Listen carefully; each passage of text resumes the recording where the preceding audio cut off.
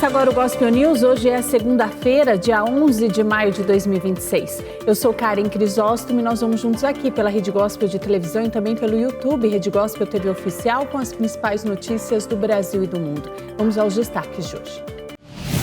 Governo mira crime organizado em ano eleitoral e vai lançar programa de 11 bilhões de reais. Defesa de Ciro Nogueira deixa caso e diz que decisão foi tomada em comum acordo. Donald Trump rejeita a proposta do Irã para acabar com a guerra e deve buscar ajuda com a China durante encontro nesta semana. Novos passageiros de navio testam positivo para antavírus. 6 pessoas morrem após carro cair em represa em Goiás. Mulher perde 4 filhos no Dia das Mães. E Corinthians vence o São Paulo na Neoquímica Arena e sai da zona do rebaixamento. Essas e outras notícias do Brasil e do mundo, agora no Gospel News. Boa noite. O governo federal se prepara para lançar nesta semana o programa Brasil contra o Crime Organizado. 11 bilhões de reais serão investidos. O programa está marcado para ser anunciado amanhã em uma cerimônia no Palácio do Planalto. De acordo com o presidente Lula, uma das frentes da iniciativa será enfraquecer o potencial financeiro do crime organizado. O petista também afirmou que espera contar com as parcerias estaduais e também com a cooperação dos Estados Unidos. O governo federal deve editar um decreto e 4 portarias. Após as mudanças, a gestão vai regulamentar o enfrentamento ao tráfico de armas, asfixia financeira do crime organizado, aumento das taxas de esclarecimentos de homicídios e reforço na segurança no sistema prisional. O sistema prisional do Brasil deve receber um olhar atento pelo programa. Serão 324 milhões de reais investidos para enfraquecer o controle do crime organizado dentro dos espaços, com bloqueio de sinais para impedir comunicações ilícitas, operações para remover celulares, além da modernização tecnológica e capacitação dos servidores. A avaliação no Palácio do Planalto é que o tema da segurança pública será um dos principais assuntos da disputa eleitoral deste ano. Neste domingo, o Fórum Brasileiro de Segurança Pública, em parceria com o Datafolha, mostrou que o medo da violência alterou a rotina de 57% dos brasileiros nos últimos 12 meses. O levantamento mostra ainda que 96,2% dos entrevistados afirmam ter medo de ao menos uma situação de violência. O escritório de advocacia que fazia a defesa do senador Ciro Nogueira anunciou na manhã de hoje a saída do caso. Segundo o advogado Antônio Carlos Ucacai, a saída foi em comum acordo e não aconteceu nada entre as partes. Na semana passada, endereços ligados ao senador foram alvos de busca e apreensão pela Polícia Federal. As investigações apontam que Ciro Nogueira teria recebido 18 milhões de reais em propina para defender os interesses do Banco Master em Brasília. E nesse final de semana, o ministro do Supremo Tribunal Federal, Alexandre de Moraes, suspendeu a aplicação da lei da dosimetria, que previa a redução de pena para os envolvidos nos atos de 8 de janeiro. A aplicação da lei da dosimetria, que reduziria a pena de prisão do ex-presidente Jair Bolsonaro, foi suspensa pelo ministro Alexandre de Moraes do Supremo Tribunal Federal. Em um documento obtido pela agência France Press, Moraes ordenou a suspensão em nome da segurança jurídica até que o STF realize uma sessão plenária sobre os recursos que questionam a constitucionalidade do texto. Em setembro do ano passado, Bolsonaro foi condenado a 27 anos de prisão pelo Supremo, que o declarou culpado por tentativa de golpe de Estado em 2022. A lei foi aprovada pelo Congresso em dezembro e bloqueada pelo presidente Luiz Inácio Lula da Silva no mês seguinte. Mas os deputados e senadores derrubaram o veto presidencial no fim de abril e o texto entrou em vigor na sexta-feira. A nova lei, aplicável a todos os condenados por tentativa de golpe de Estado, busca reduzir penas e flexibilizar a progressão da punição, o que poderia diminuir significativamente o tempo de encarceramento. Para que a lei seja aplicada, no entanto, as equipes de defesa dos condenados precisam solicitar ao STF que recalcule os parâmetros de redução de pena caso a caso. O texto aprovado também pretende beneficiar aqueles que foram condenados pelas participações nos atos de 8 de janeiro de 2023. Jair Bolsonaro, de 71 anos, cumpre atualmente sua pena em prisão domiciliar por motivos de saúde. Na sexta-feira, seus advogados apresentaram um novo recurso, pedindo ao Supremo que anule sua condenação para corrigir o que chamaram de uma injustiça. Os economistas do mercado financeiro elevaram a estimativa de inflação pela 9ª vez seguida, chegando a 4,91%. A explicação é que a guerra no Oriente Médio fez disparar o preço do petróleo e, por isso, tem potencial de pressionar a inflação brasileira. Para a taxa básica de juros, os economistas mantiveram a estimativa de 13% ao ano. E o presidente russo, Vladimir Putin, afirmou nesse final de semana que o exército da Rússia enfrenta uma força agressiva na Ucrânia apoiada pela OTAN.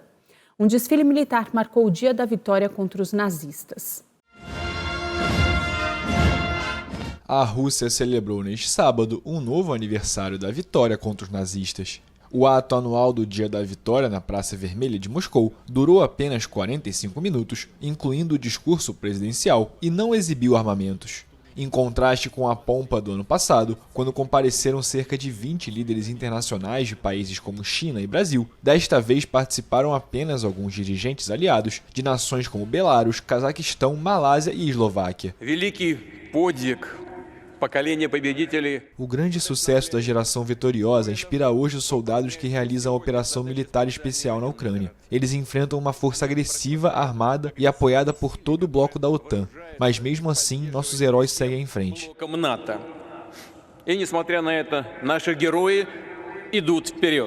A celebração foi beneficiada de última hora pela entrada em vigor de uma trégua de 3 dias entre Rússia e Ucrânia, anunciada na véspera pelo presidente americano Donald Trump.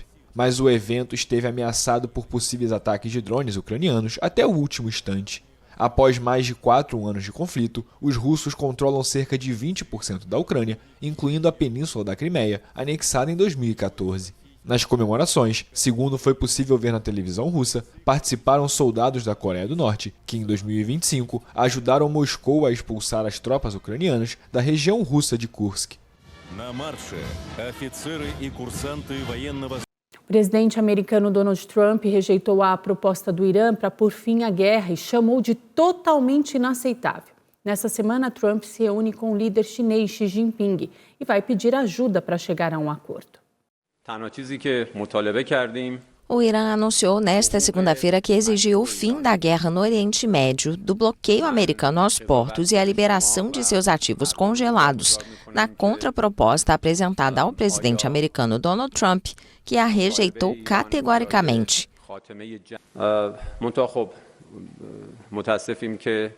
Infelizmente, as partes americanas continuam guiadas em grande medida por mentalidades fabricadas e sustentadas pelo regime sionista a apegar-se às suas visões unilaterais e exigências descabidas.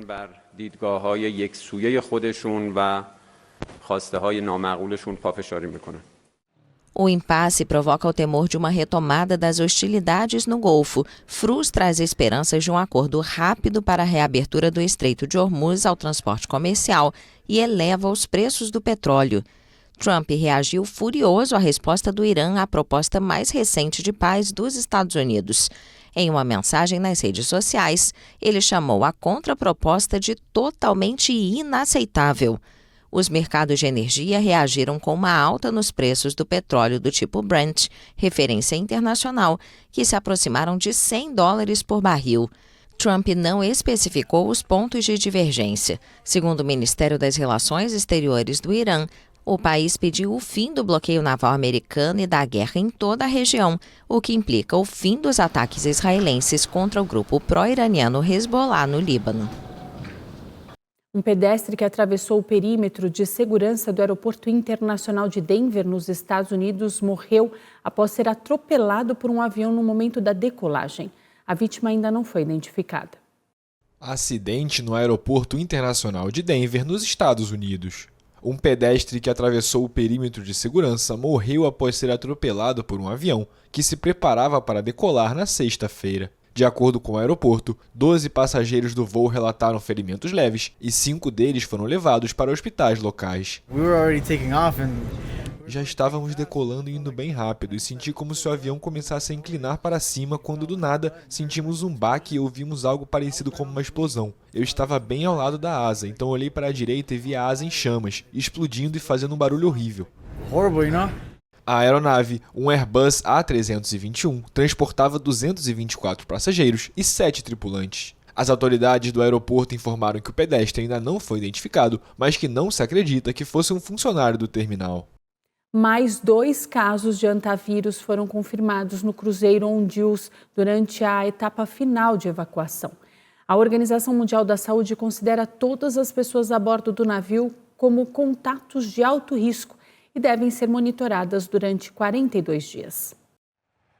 2 passageiros retirados do cruzeiro Ondils testaram positivo para hantavírus. O anúncio foi feito pelas autoridades nesta segunda-feira, dia que deve marcar o fim da operação de retirada e o reabastecimento do navio na ilha espanhola de Tenerife, antes de seguir a viagem em direção aos Países Baixos. 2 dos 94 ocupantes do navio que desembarcaram no domingo e foram repatriados a seus países, um americano e uma francesa, testaram positivo para hantavírus. Não existe vacina para o vírus pouco frequente, que normalmente se propaga entre roedores. Após o anúncio dos casos positivos, o Ministério da Saúde da Espanha afirmou que adotou todas as medidas necessárias para cortar as possíveis cadeias de transmissão do hantavírus.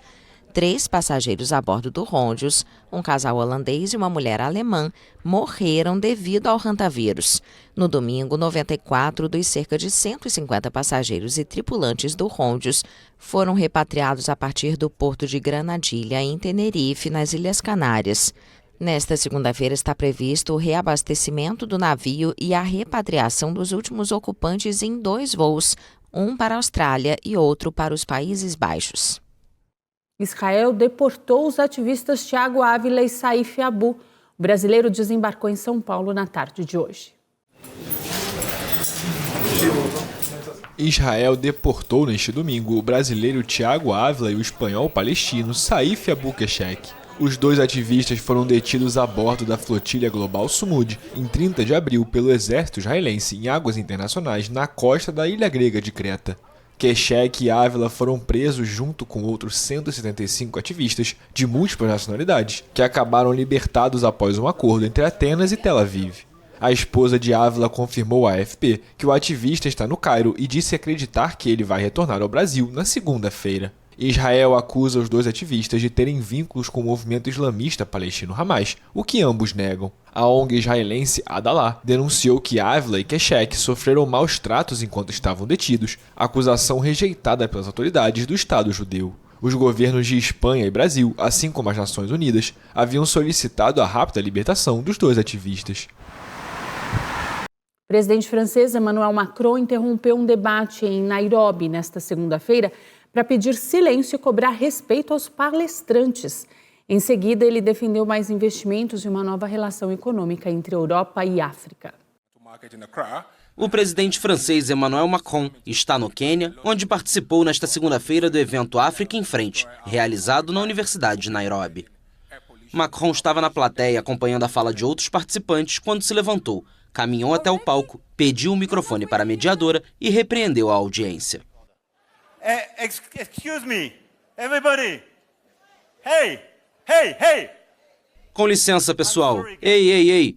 Peço desculpa, pessoal, mas é impossível falar de cultura, ter pessoas como estas, super inspiradas, vindo aqui fazer um discurso com este barulho todo.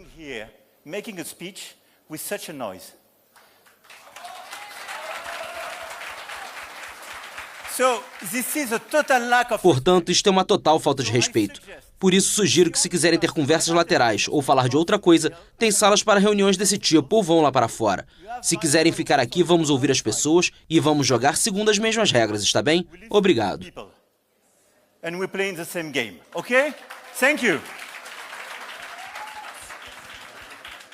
Quando foi seu momento de discursar, o presidente francês pediu investimentos na África para que ela se torne mais soberana, substituindo a ajuda por oportunidades econômicas, e defendeu o envolvimento europeu no continente. Antes do evento e em entrevista à imprensa, Macron afirmou que condenou fortemente o colonialismo logo que chegou ao poder em 2017, mas ressaltou que a era colonial não é a única responsável pelos problemas que ainda afetam a África. Antigas potências coloniais europeias, como França e Reino Unido, seguem sendo alvo de críticas na África. Mas o líder francês sustentou que elas não são os predadores deste século e que a Europa defende a ordem internacional, o multilateralismo eficaz, o Estado de Direito, o comércio livre e aberto. acrescentando que Estados Unidos e China estão envolvidos em um impasse comercial, sem respeito às regras. Após deixar a Universidade de Nairobi, Macron se reuniu com o colega queniano Bassirou Diomaye Faye para uma reunião bilateral. A polícia tailandesa anunciou hoje a apreensão de 250 quilos de marfim africano e a prisão de 9 suspeitos de tráfico ilegal. A polícia tailandesa anunciou nesta segunda-feira a sua maior apreensão de marfim contrabandeado em uma década. A operação culminou na prisão de 9 pessoas acusadas de tentar vender 250 quilos de presas de elefante africano pela internet. Recentemente, esta foi uma apreensão realmente grande, provavelmente quase a maior, porque parece que o marfim africano está começando a voltar com força. Na verdade, há muito mais do que está sendo mostrado, mas já foi processado, cortado e tudo mais. Por isso parece que tem menos, mas ainda é uma quantidade enorme em comparação com o que foi apreendido recentemente. De acordo com as autoridades, o fluxo de caixa do grupo criminoso em um período de 1 ano é de aproximadamente 10 milhões de baht, o equivalente a mais de 1,5 milhão de reais. A Tailândia é um importante centro de trânsito para traficantes de animais silvestres que muitas vezes vendem, no lucrativo mercado negro da Ásia, animais e partes de animais ameaçados de extinção altamente valorizados. Os criminosos presos foram acusados de posse e comércio ilegais de partes de animais silvestres protegidos, podendo pegar pena máxima de 10 anos de prisão, multa de 1 milhão de baht, cerca de 150 mil reais ou ambas as sanções. E no próximo bloco, 6 pessoas morrem após carro cair em represa de Goiás. E madrasta é presa por morte de menina de 12 anos na Baixada Fluminense.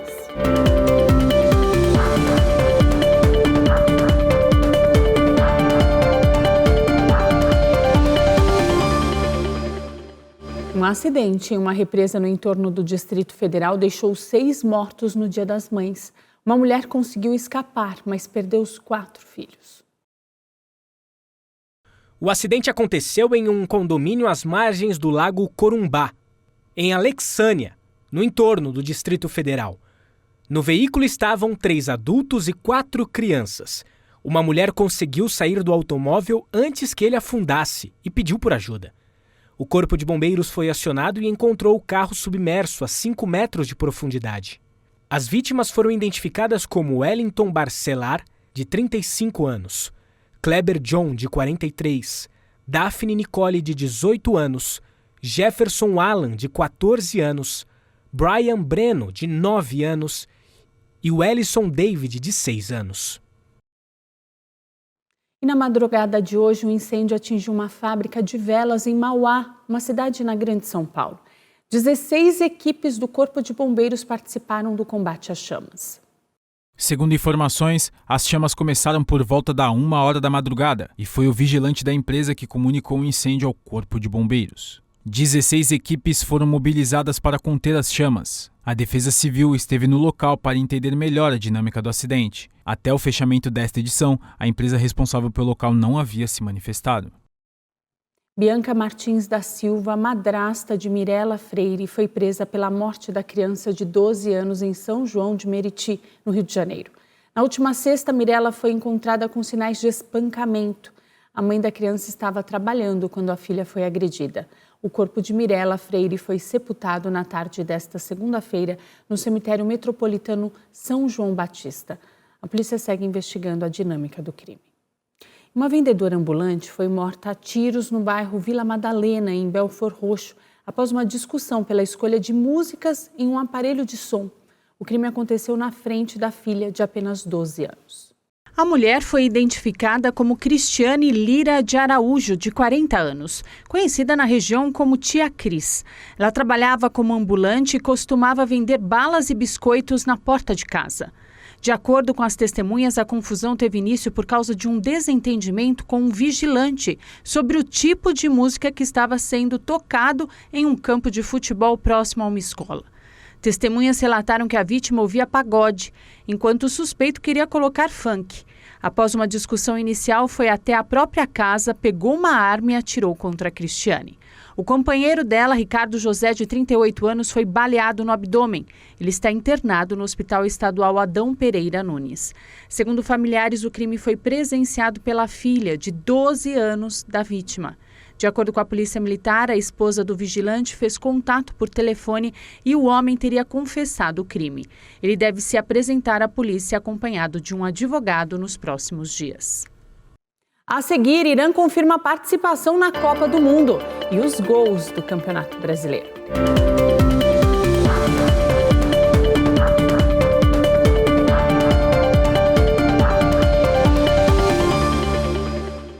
A Federação de Futebol do Irã confirmou neste final de semana a participação da seleção iraniana na Copa do Mundo.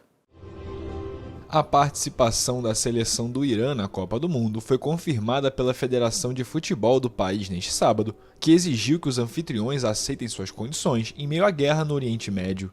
O anúncio ocorre após as autoridades migratórias do Canadá negarem a entrada do presidente da Federação Iraniana, Mehdi Taj, no país antes do Congresso da FIFA no mês passado. A proibição se deu por conta dos vínculos de Taj com o corpo da Guarda Revolucionária Islâmica, braço ideológico das Forças Armadas iranianas, classificado como terrorista pelo governo canadense.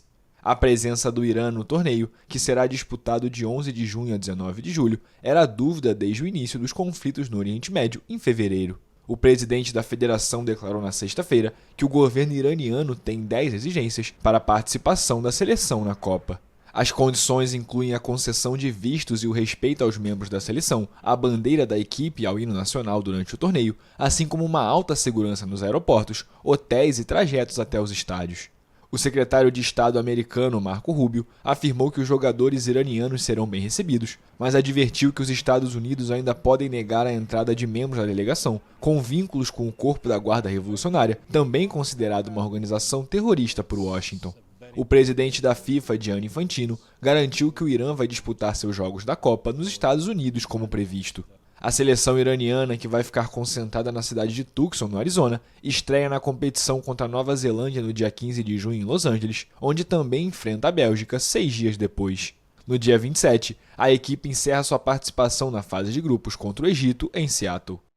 Ontem foi dia de Brasileirão, o Corinthians venceu o São Paulo na Neoquímica Arena. O Corinthians venceu o São Paulo na Neoquímica Arena na noite de ontem. Ranieri abriu o placar de cabeça.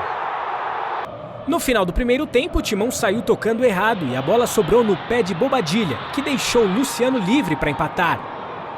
No início do segundo tempo, o Mateuzinho deu um lindo drible na marcação e fez o segundo do Corinthians. 5 minutos depois, Breno Bidon chutou de fora da área e fez mais um. No final da partida, o lateral do Timão ainda fez contra e diminuiu para o São Paulo. Placar final, 3-2 Corinthians. O Flamengo foi ao sul do país enfrentar o Grêmio e venceu por 1-0. O rubro-negro tocou passes até a bola parar no pé de Jorge Carrascal. 1-0 Mengão, placar final. Os meninos da Vila receberam o Bragantino na Vila Belmiro e venceram por 2-0. No final do primeiro tempo, o Santos montou um contra-ataque. Neymar tabelou com o companheiro e abriu o placar. No segundo tempo, Adonis Frias aproveitou uma sobra dentro da área e fez o segundo. O Gospel News desta segunda-feira fica por aqui. Eu desejo a todos vocês uma ótima noite. Amanhã, a partir das 7, estamos de volta com as principais notícias do Brasil e do mundo. E até lá você fica muito bem informado no YouTube Rede Gospel TV Oficial e também no Spotify Gospel News em 3 minutos. Uma boa noite e até amanhã.